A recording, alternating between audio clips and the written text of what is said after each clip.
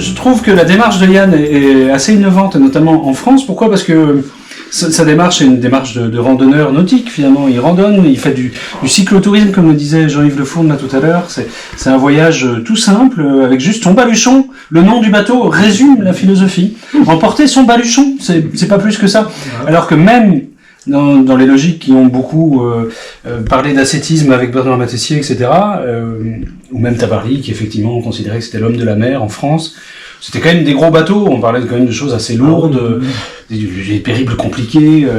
Moi, ce que j'aime beaucoup dans cette nouvelle démarche, c'est, oui, il y a une forme d'ascétisme, d'absence de confort et d'aventure, mais surtout, on se contente de quelque chose de très simple, on prend le minimum.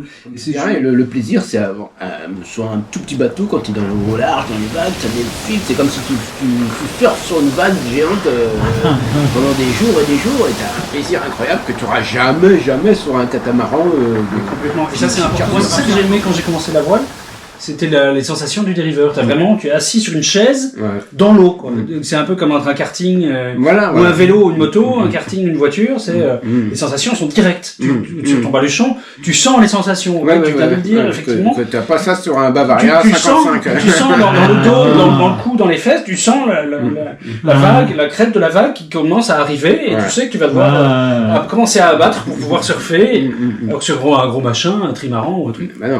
Maintenant, on monte des foils, comme ça on est sûr qu'on sera tout le temps au-dessus des vagues, qu'on aura pu les sentir. Bon, bah...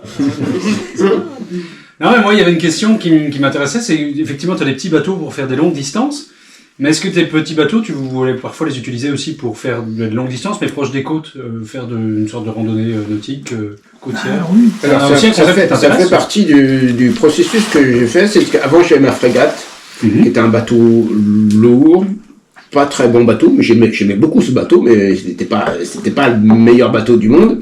Et j'avais beaucoup de contraintes, ça me demandait beaucoup de temps à le retaper tout le temps. Ça me ferait vraiment beaucoup d'énergie, beaucoup d'argent pour le faire naviguer, un bateau qui n'était pas vraiment adapté à mes besoins, quoi. Et donc c'est là qu'après j'ai vendu ma frégate et je me dis je vais me faire un petit bateau, un petit Sharpie avec un fond plat pour naviguer dans le coin. Et c'est là que tu dis mais ça n'a rien à voir. J'ai trouvé un mouillage, je me suis fabriqué un mouillage illégal, mais bon, ça c'est pas. Et après, pour naviguer dans Bréa et tout comme ça n'a rien à voir le plaisir de navigation et surtout l'apprentissage parce que j'avais mis un moteur hors bord mais que je n'utilisais finalement pas. Et donc tu pouvais rentrer n'importe quand. J'avais un mouillage en dehors des écluses et donc j'ai multiplié par presque 10 mais ce que j'avais appris en 20 ans en naviguant sur un tout petit bateau avec une voile hautière, puisque tu es sympathique comme tout. Et donc tu vas à Bréa avec un gros bateau, c'est hyper galère parce que il faut surveiller toujours ton encre et tout, ton air d'évitage, et tandis que là tu vas dans des toutes petites criques, tu t'échoues pour la nuit et c'est super sympa. Et donc c'est là que je me dis mais les petits bateaux c'est vachement mieux. Même pour le large, ça fait partie un peu même pour le large, on peut faire un petit bateau et qui va être très bien et tu vas pouvoir en plus profiter à fond parce que tu peux le transporter, tu peux le sortir, t'as pas besoin d'une marina, t'as pas besoin d'un mécanicien, pas besoin d'une grue, pas besoin de je sais pas quoi. Et donc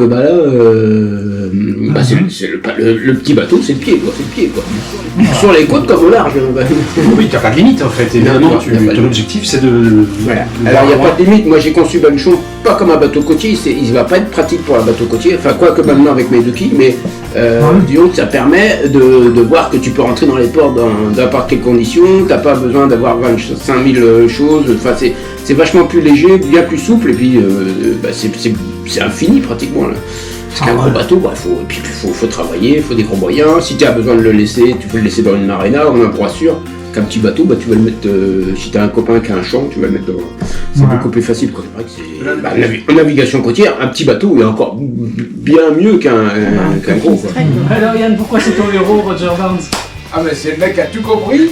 Le mec a tout compris, mais il s'éclate à fond sur son petit bateau, il fait des trucs extraordinaires et que des gens qui ont des gros bateaux dans les marinas ne font jamais, quoi. Donc il a tout.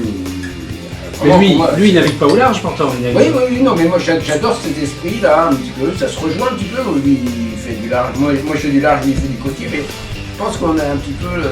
Moi j'ai toujours adoré son bateau là. Donc vraiment, moi c'est mon héros.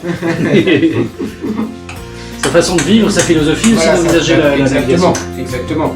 Qui peut ne pas se contenter de ne rester qu'au cadre du bateau, ça met à tout quoi. T'as pas besoin de tout un tas de trucs pour faire des trucs super sympas et de t'éclater quoi.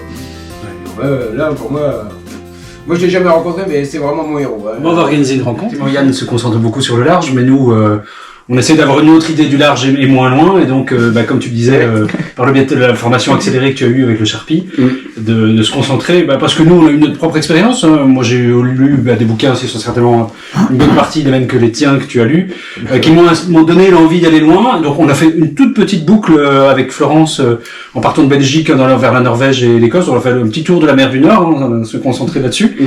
Et sur un bateau qui était un peu comme la frégate, 9 mètres. Et oui, en arrivant à Port-Salle, on a vraiment eu la réflexion personnelle que on aimait beaucoup la navigation côtière et la capacité à raser les cailloux et à les lumières, l'impression. Enfin, c'est purement personnel. On peut aimer le large ou le côtier.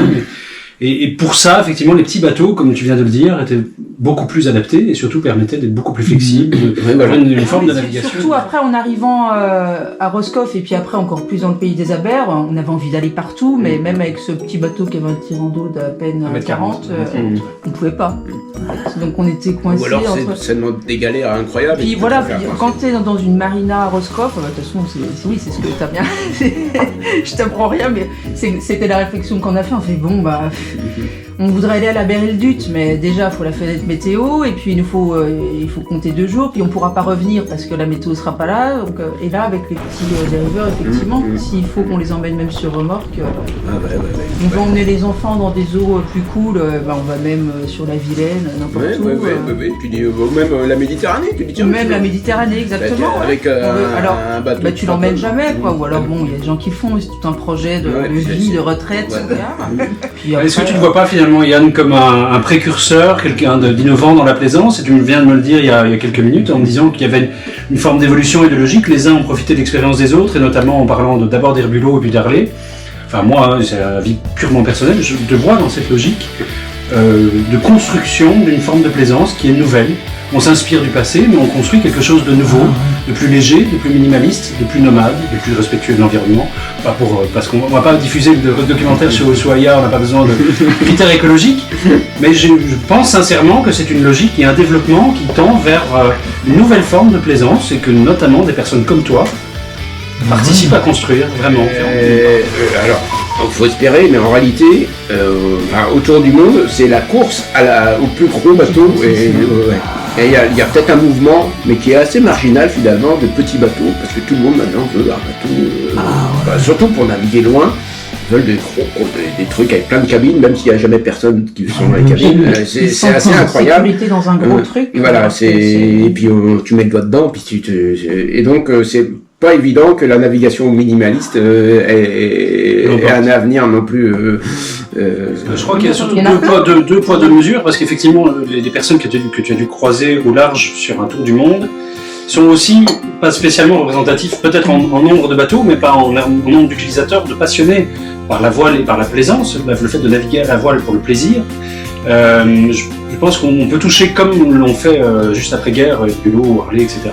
On peut redémocratiser la plaisance sur une autre forme, et donc tu le dis toi-même, effectivement, un petit bateau peut faire de grandes choses, mais pas tous obligés de faire comme toi. C'est vraiment un vrai aventurier. Heureusement, peut-être que tout le monde ne fait pas comme toi, parce qu'il faut quand même des vraies capacités, il faut déjà être capable de l'imaginer, de le construire, et puis psychologiquement, physiquement, mentalement, être capable de faire face à des tempêtes que tu as connues. Donc oui, je pense qu'il y a en nombre, tout est... et puis tout n'est pas perdu, parce que c'est un petit peu la surprise de mon voyage, c'est que partout où je passais dans les ports, il y a des gens qui se mettent une fortune, qui vendent presque leur maison pour acheter un bateau, et qui viennent vers moi en étant qui s'interrogent. Donc il y a quand même quelque chose qui, pour eux, dit finalement peut-être il a raison, il a une autre façon de naviguer.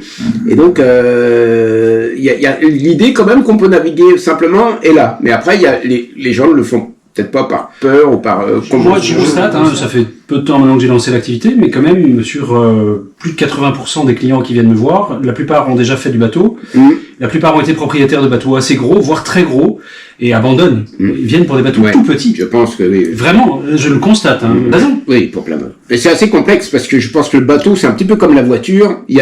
c'est pas que pour naviguer, c'est pour aussi communiquer, établir ta position sociale et tout. Donc il faut avoir une certaine maturité pour arriver à effacer tout ça.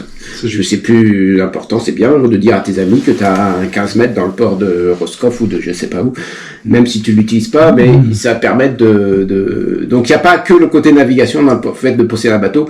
Et quand une fois qu'on a enlevé tous ces problèmes de position sociale, c'est mieux d'avoir un petit bateau. Effectivement, la logique veut que c'est mieux d'avoir un petit bateau. Et pourquoi les gens en veulent toujours un plus gros, c'est un mystère un petit peu. Ou alors il y a aussi une dynamique qui avait été lancée avec la course au large, il en faut toujours plus, aller plus loin, plus vite. Ouais. Puis des gens qui ont un projet qui sont pas encore, qui maîtrisent pas tous tous les facteurs de la navigation, ils disent qu'avec un plus gros ça va être plus sûr, avec de l'électronique qui va tomber en panne systématiquement, c'est sûr, c'est programmé. Mais voilà, il y a un petit peu à se rassurer un petit peu avec la technologie, ce qui finalement est une grave erreur, une très grave erreur.